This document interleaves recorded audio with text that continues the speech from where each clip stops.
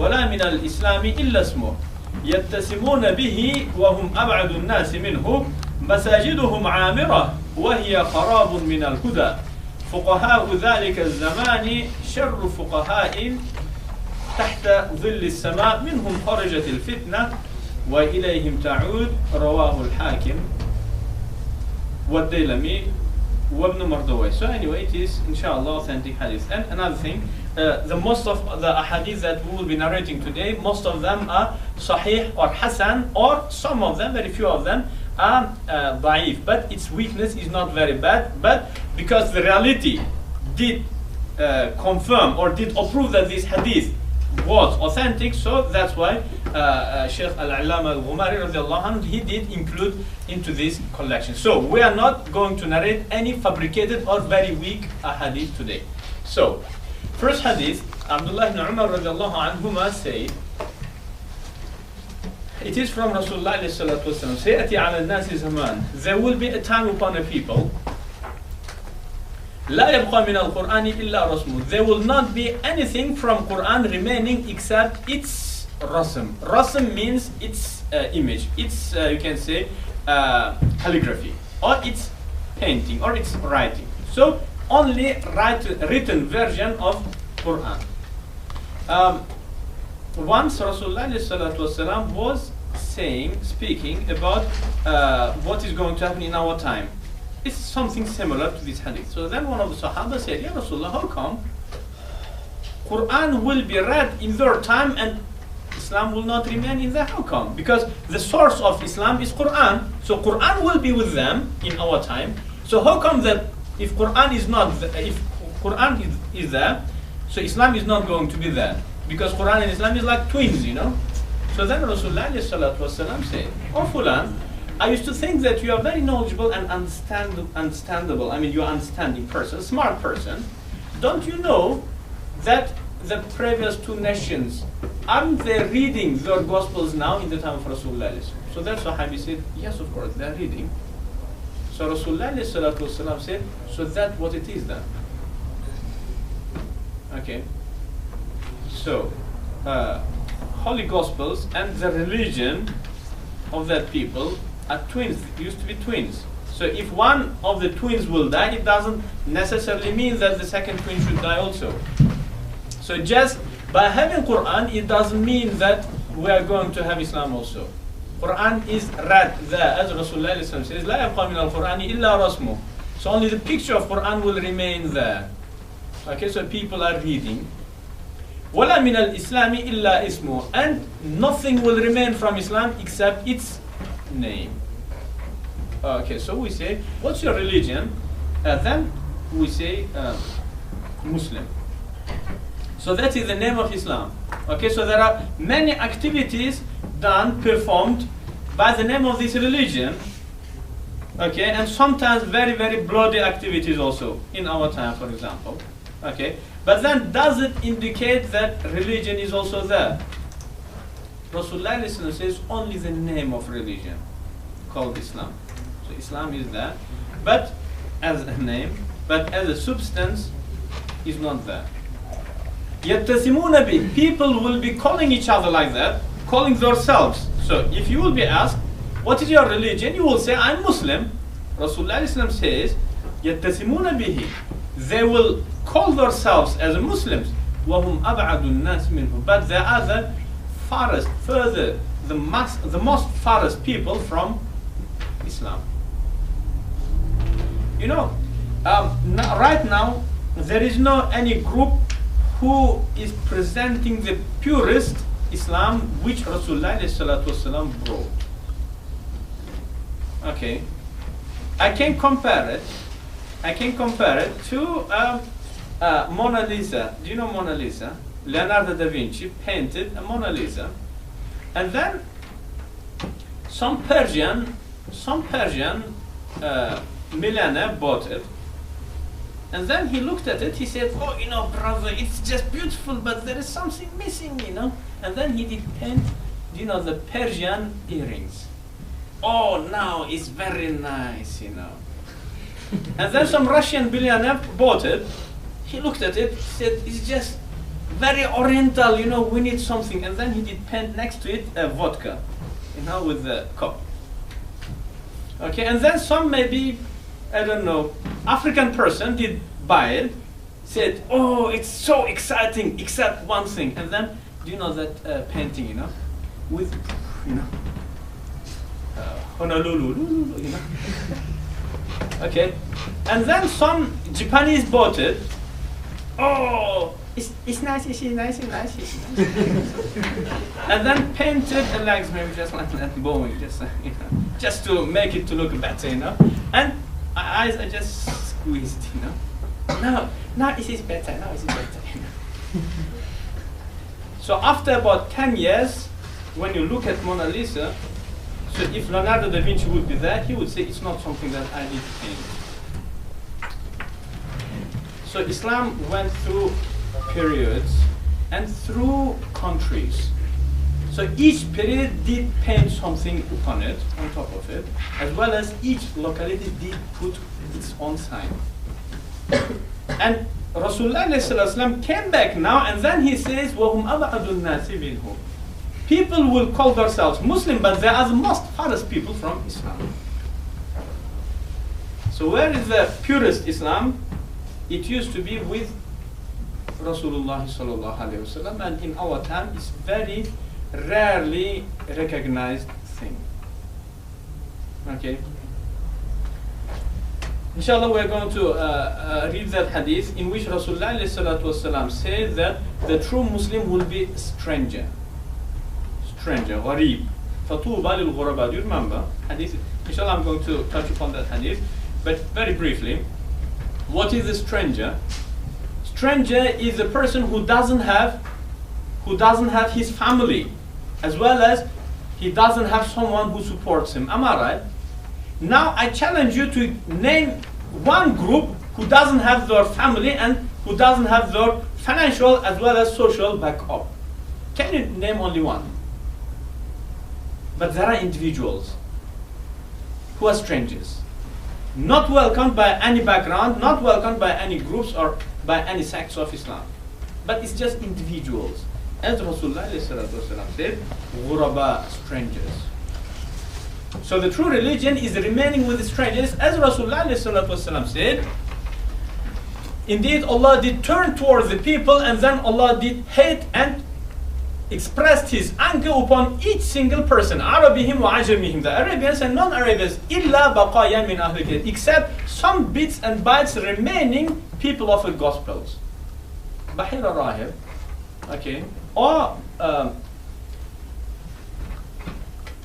the Serges, or the Rahib Juraj, you know, the bits and bytes, you know, the priests and the rabbis of Salman al-Farisi radiallahu anhu. Do you remember?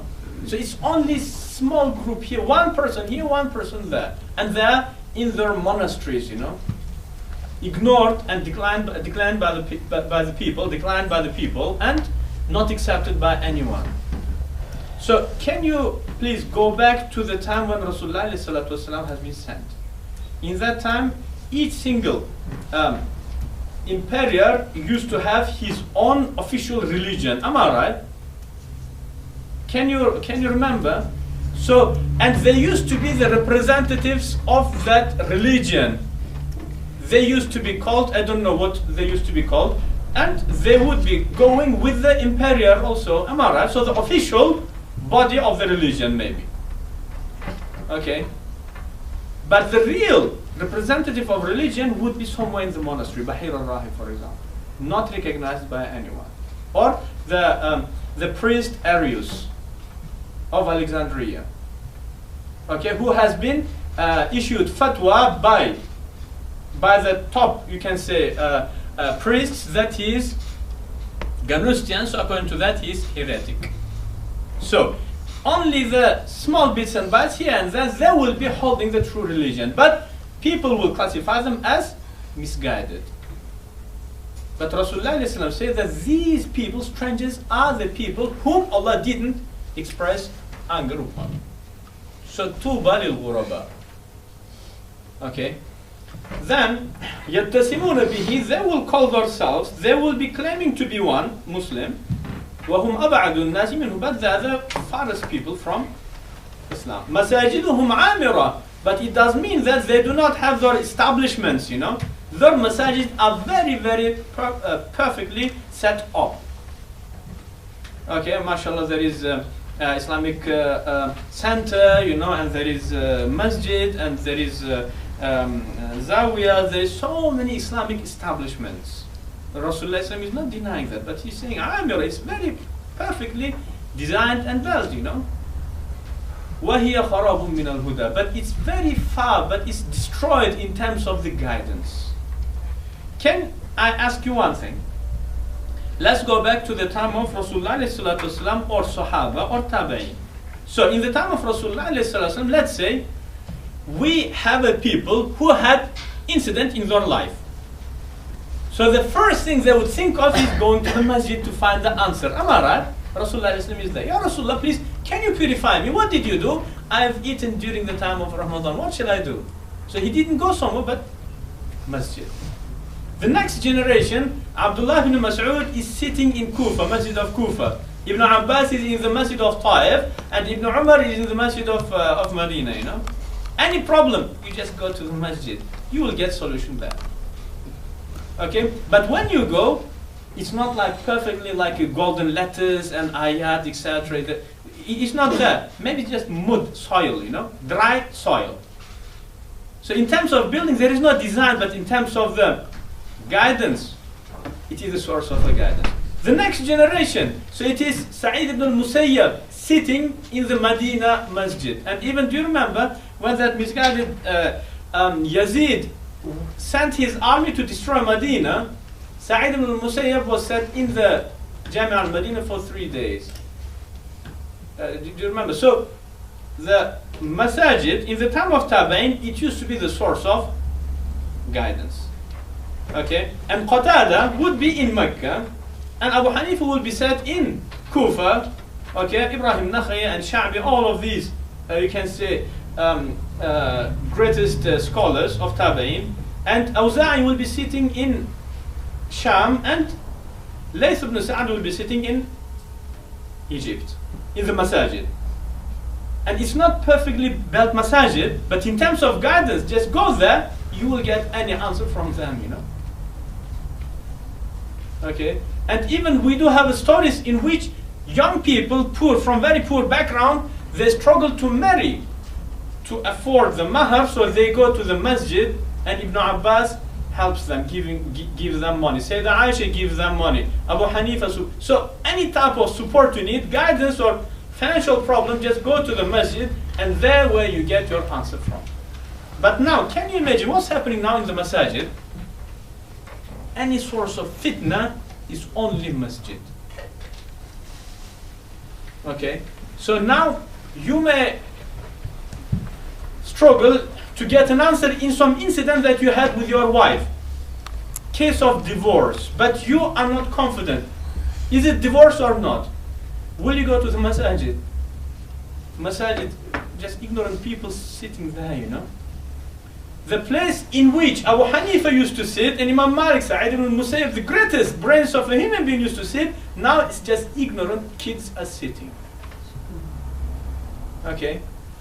Masajiduhum amira. The masajid in that time will be perfectly set up, وَهِيَ خَرَابٌ مِنَ الْهُدَى. But it's destroyed in terms of the guidance. But then what about our scholars? فقهاء ذلك الزمان شر فقهاء تحت ظل السماء. And in different narration of Ibn Majah, Rasulullah says, وَالْعُلَمَاءُ يَوْمَئِذٍ شَرُّ خَلْقِ اللَّهِ تَحْتَ أَدِيمِ السَّمَاءِ. And the scholars in that time, in our time, are the worst creature under the sky. The worst creature. شَرُّ خَلْقِ اللَّهِ تَحْتَ أَدِيمِ السَّمَاءِ. Any creature that Allah created, so the scholars of the time will be the worst one. What do you think about scorpion? Rasulullah did curse scorpion, am I right? When Rasulullah went to Sajda, scorpion came and beaten Rasulullah. So Rasulullah did curse it. Isn't it that scorpion is the creature of God? but the scholars of our time will be worse than the scorpions. شر خلق الله تحت أديم السماء. The worst creature under the sky. Okay, so the worst creature under the sky. Why? منهم خرجت الفتنة وإليهم تعود. And in the narration of Ibn Majah, من تحت أرجلهم تخرج الفتنة وإليهم تعود.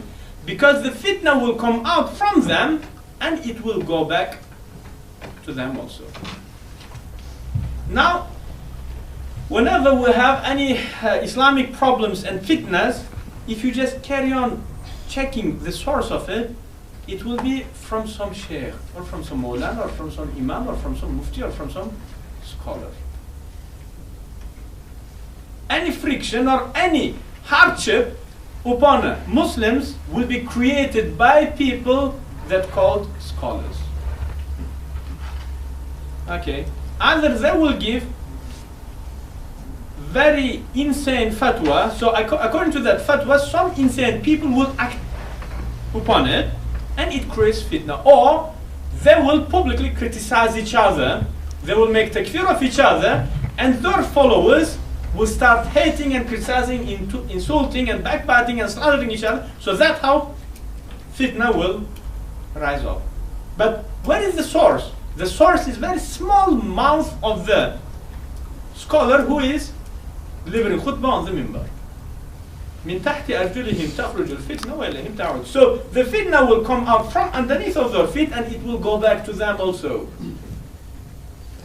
Okay, so fitna will come from the scholars and it will go back to them.